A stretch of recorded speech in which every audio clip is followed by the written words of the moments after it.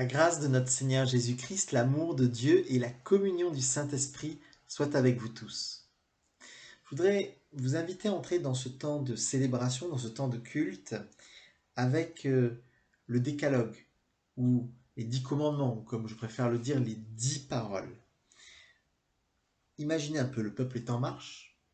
Il a quitté l'Égypte et la servitude, il fait route à travers le désert vers la terre promise, une terre où coule le lait et le miel, une terre de liberté, quoi. Dieu accompagne son peuple, Dieu parle à son peuple. Et il lui dit en somme, dans ce pays que je vais te donner, ne fais pas n'importe quoi, ne vis pas n'importe comment. Ne copie pas la façon de vivre de tes voisins, mais vis la liberté que je t'ai donnée.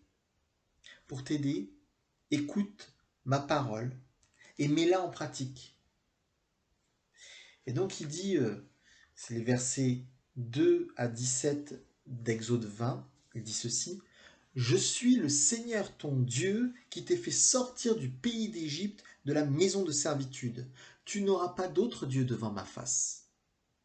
Tu ne te feras pas d'image taillée, ni de représentation quelconque des choses qui sont en haut dans les cieux, qui sont en bas sur la terre, et qui sont dans les eaux plus bas que la terre. Tu ne te prosterneras pas devant elles, et tu ne les serviras pas.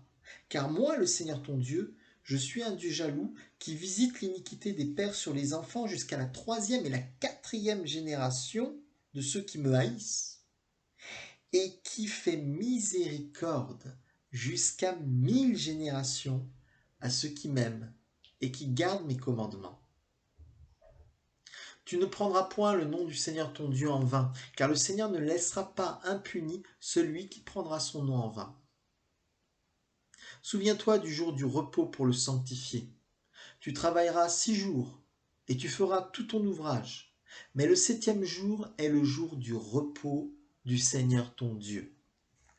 Tu ne feras aucun ouvrage, ni toi, ni ton fils, ni ta fille, ni ton serviteur, ni ta servante, ni ton bétail, ni l'étranger qui est dans tes portes.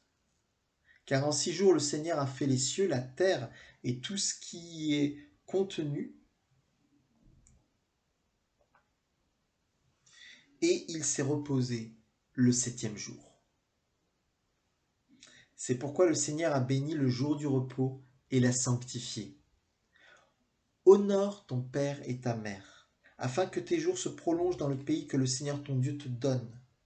Tu ne tueras point, tu ne commettras point d'adultère, tu ne voleras point, tu ne porteras point de faux témoignages contre ton prochain, tu ne convoiteras point la maison de ton prochain, tu ne convoiteras point la femme de ton prochain, ni son serviteur, ni sa servante, ni son bœuf, ni son âne, ni aucune chose qui appartienne à ton prochain. Heureux ceux qui écoutent la parole de Dieu et qui la mettent en pratique. Nous prions. Seigneur, regarde notre pays, nos villes et nos villages. Les anciens n'y sont pas honorés. Trop souvent, on y meurt de solitude dans l'anonymat et l'indifférence. L'adultère y est considéré comme une libération. Il est stupide et ridicule pour beaucoup de ne pas voler le fisc, la sécurité sociale ou les compagnies d'assurance quand on le peut.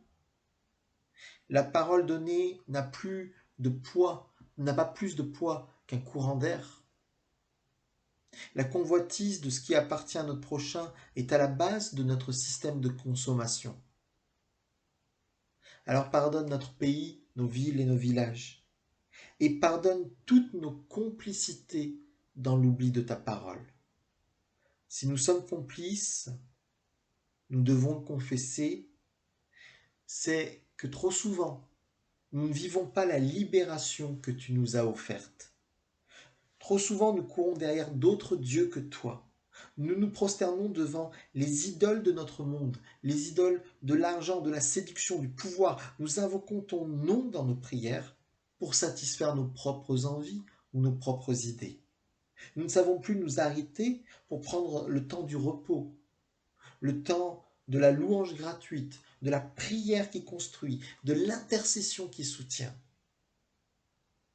Alors pardonne-nous et apprends-nous à retrouver dans l'écoute de ta parole, dans l'écoute de tes commandements, le chemin de la liberté. Dans le nom de Jésus. Amen.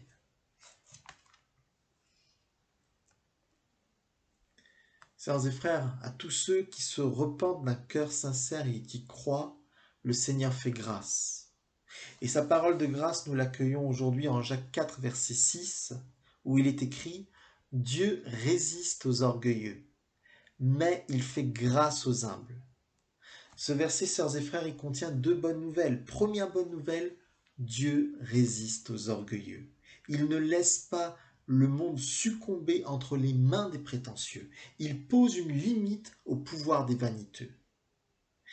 Et alors, deuxième bonne nouvelle, Dieu fait grâce aux humbles. Il accueille la prière des mendiants. Il accueille la prière de ceux qui ont un cœur d'enfant. Aujourd'hui, mon frère, ma sœur, Dieu a entendu ta prière. Il résiste à ton orgueil, à ta vanité, mais il accueille ton humilité et il t'accorde sa miséricorde, sa grâce, son pardon. Amen.